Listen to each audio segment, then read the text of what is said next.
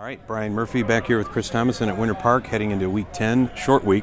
Washington Redskins in town Thursday night. Vikings now sitting at 1-7. Not a good place to be, and there's a lot of questions, I guess, surrounding where this team is headed and what they're going to be able to do, but not really a question mark anymore about the quarterback. Christian Ponder's going to get the nod once again. Well, really, every week is a question mark about the quarterback. Last week, Rick Spielman, the general manager, said that he's got to see something this year that he likes out of the quarterback, so he's going to look for a, quote, franchise quarterback in next May's draft. And surprise, surprise, Christian Ponder said today he can be that guy. He can be the Vikings franchise quarterback.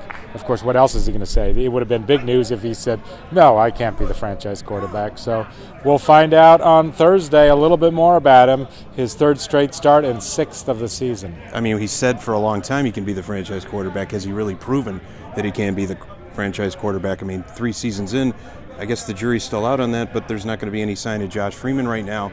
It is Ponder's job again to lose.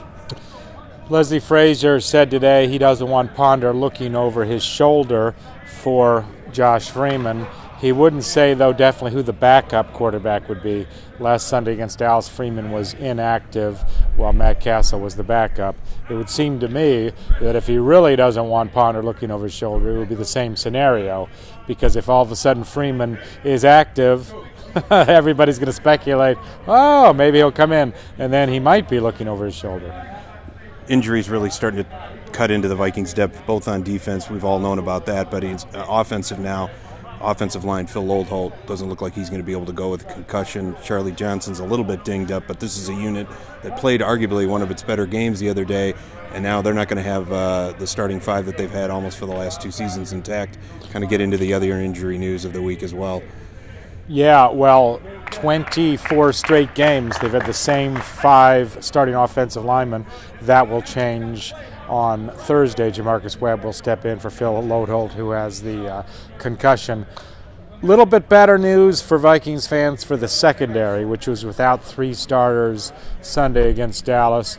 Chris Cook is practicing. He's got a shot of coming back after hip strain. Jamarcus Sanford still might be out. Harrison Smith still out. A couple backups were banged up in the Cowboys game.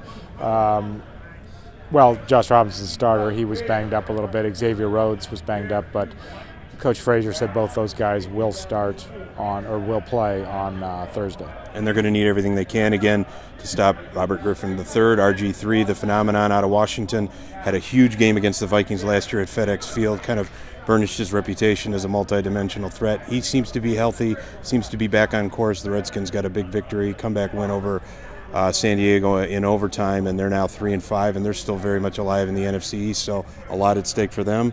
What's at stake for the Vikings? Battling Tampa Bay and Jacksonville for that number 1 draft pick, I guess cynics might say. But at least they have one advantage of facing the Redskins on a short week at home since the NFL Network started putting all these Thursday games on. Road teams have had more of a struggle. Well, we'll check in next week. We'll have Week 11 heading into Seattle and a rematch with Percy Harvin. So for Chris Thomason, it's Brian Murphy signing off.